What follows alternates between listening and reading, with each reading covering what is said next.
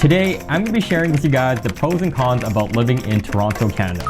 That's right, the guy that talks some of the most crap about living in this city over the last few years is now going to tell you the good and bad about the city, and I think you can take my word for it because one, if you watch my videos, you probably understand that my videos are quite blunt.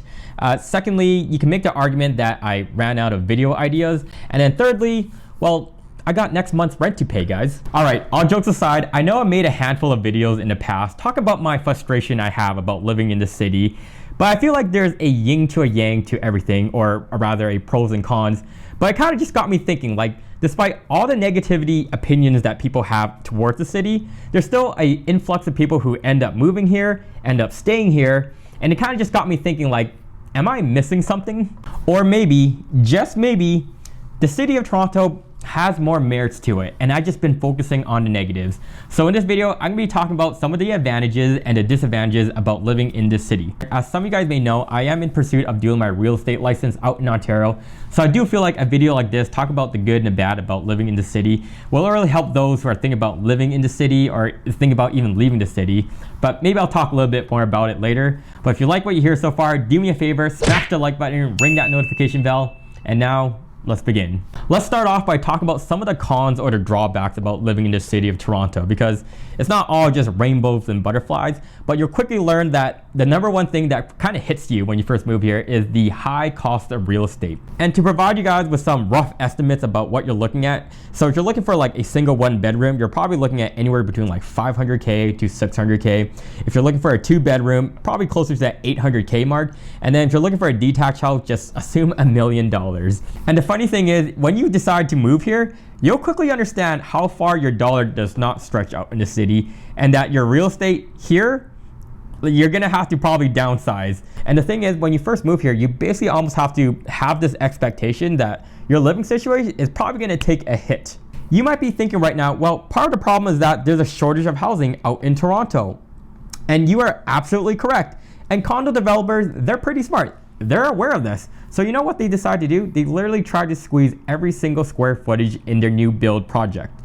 According to the Municipal Property Assessment Corporation, Ontario condominiums are 35% smaller on average than they were 25 years ago. You know what really frustrates me when talking to any sort of real estate agent out in Toronto is that when you talk to these agents, at least the ones that I've talked to so far, there never seems to be a bad time to buy a house. Like, the market is hot, apparently 24/7 throughout the whole year and the last like forever. And during the pandemic time, when interest rates were like 1%, the narrative was, well, interest rates are low. Prices are gonna only just go higher, higher, higher. You might as well, get in now before it's too late. And then now you fast forward to like when interest rates are a lot higher, close to like 5-6%. The narrative now is, well, there's less competition, guys. So if you put an offer, you can even like put a price even lower than the listing price. So you might as well put an offer in. There's less competition. You can even do a home inspection because before you couldn't. That's like kind of like the new story. So it kind of just sounds like there's always a good time to buy a house apparently. And I sort of get it. It's their job to kind of like FOMO you into buying a house, but like I don't fully like that approach. But I have noticed in general, people who live in the city, they kind of like tolerate lesser conditions of their housing. You kind of just recognize that it's not so much about even the structure of the home itself. It's kind of just the soil, like the land itself, that makes that real estate that much more expensive compared to like other parts of Canada. The second con that you'll quickly understand when you move to the city is the commute or the traffic that exists out in Toronto. And so there's a running joke in the city that everyone kind of like has heard probably, and it goes something like along the lines of, an hour commute in Toronto gets you to, oh yeah, only still in Toronto. And at first I didn't want to believe this. I was like, nah, this can't be right. Like if I was in Calgary, 1 hour, that gets me to like Banff. But yeah, there's some truth to this, because if you're like commuting from like, say Mississauga, and I know that you could argue GTA era or whatever, Mississauga to like downtown Toronto with traffic easily can be an hour long, if not even worse. I've also taken all the various types of transportation, like I've walked, I biked, I took the TTC, took the GO bus, and I now own a vehicle. And it has like good and bad to all of it, but I found that like it depends on your situation. Like if you're living downtown in the city core, I found biking made a lot more sense than even taking like the streetcar. But if you're living more in like the suburbs or like uptown, owning a car is nice to kind of like do groceries, but like there's times where you rather like just take the TTC, like take the subway, because it just makes a lot more sense. The interesting part about our transportation infrastructure out in Toronto is that it's pretty advanced in comparison to other parts of Canada. I actually made a video talking about the commute situation out in Toronto, describing how it's like third worst out in North America. But I stumbled upon this new article that talked about Toronto now being the worst city, like the actual number one out in North America. But I think it just depends on like who is actually doing this research. The last little argument or con you could say would have to be that the city, people say it's very cutthroat or very fast paced. And I know this is sort of subjective, right? So if you're a person that like thrives under like pressure, or you're just like business, bro, then like you would thrive out in the city like perfectly fine. But I find that if you're coming from like another smaller part of Canada and you come here, this place can be quite overwhelming.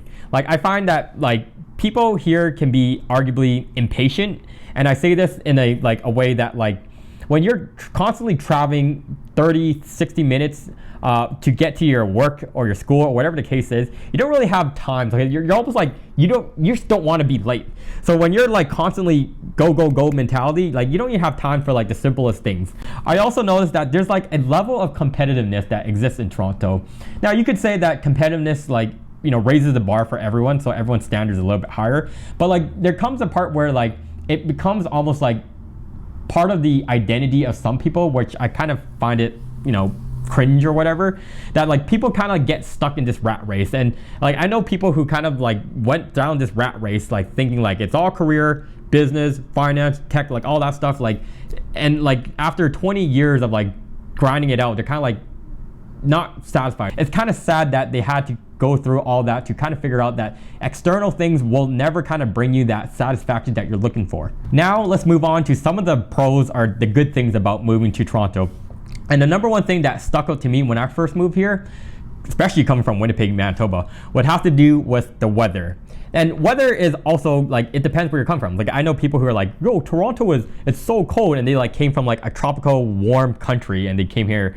But like if you're coming from like other parts of Canada, you generally will say that Toronto's weather is pretty nice, because you know why? We actually have all 4 seasons, right? You can actually experience all 4. Like when I was living out in like Winnipeg or even like Calgary for that matter, most of it was like 8 months of like snow. Okay, like there was spring followed by summer, and then they skip fall. But like in Toronto, you actually get a fall. For example, this winter that just passed recently out in Toronto, I would say this was one of the warmest years out in Toronto. Like there was virtually no snow out here. The second thing about Toronto that I feel a lot of people out here love about the city would have to do with how multicultural the city is, but rather I probably focus on the sense of belonging that exists here. And I say this that in the sense that you could literally be whoever and whatever you want in the city, as long as you're not doing any sort of harm towards people. There's always going to be a niche for you in the city. Think of the city of Toronto as the city of not giving an F.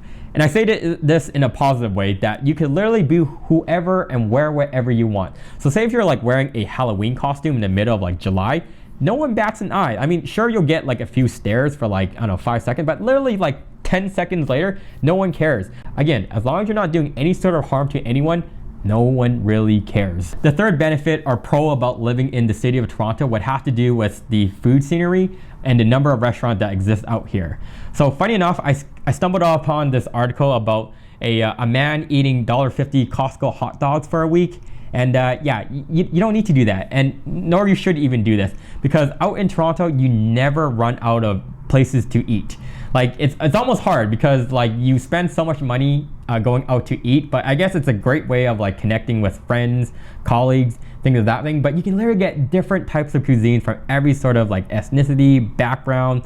So have you ever been on like TikTok, Instagram, or like YouTube Shorts, and you're like doom scrolling and you see like all this like lovely food places, and you're like, whoa, that place is so good, like that's the best barbecue, chicken, whatever the case is. It's so nice to know that like all that exists out here, because there's never a time, like if anything, I'm almost like scrolling, I'm like, I didn't know that exists, but I want to check it out. Like I almost find it like overwhelming in the sense that there's just so many options, but like it's not a bad problem to have. I will say that. Last but not least, the final pro that I want to talk about in this video would have to do with the opportunities that exist out in Toronto.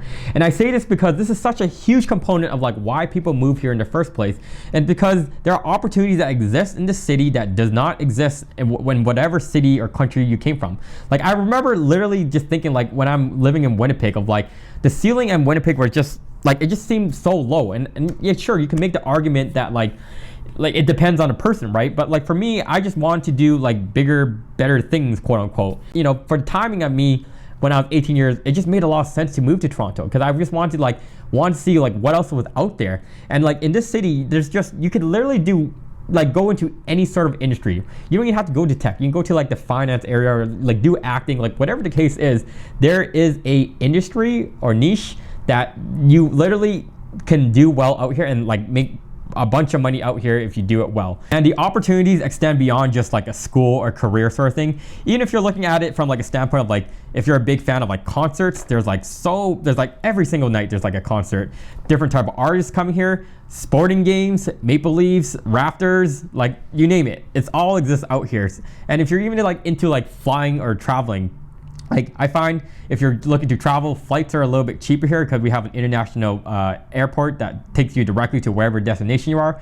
So like the number of opportunities just like is endless here. So anyhow, this concludes my video about the pros and cons of living in the city of Toronto. And for some context, I have been living here now over a decade now, as some of you guys may know. But I really do feel like this good and bad pros and cons list will help anyone to think about relocating in and out of the city. And yeah, as I said earlier, I am in pursuit of doing my real estate license. I am one course away of getting it done, so a little bit excited there. But regardless, if you have any sort of questions about this video or in general, let me know in the comment section down below. Ring that notification bell, hit that subscribe button, smash the like button, and now I'll see you all in the next one. Peace.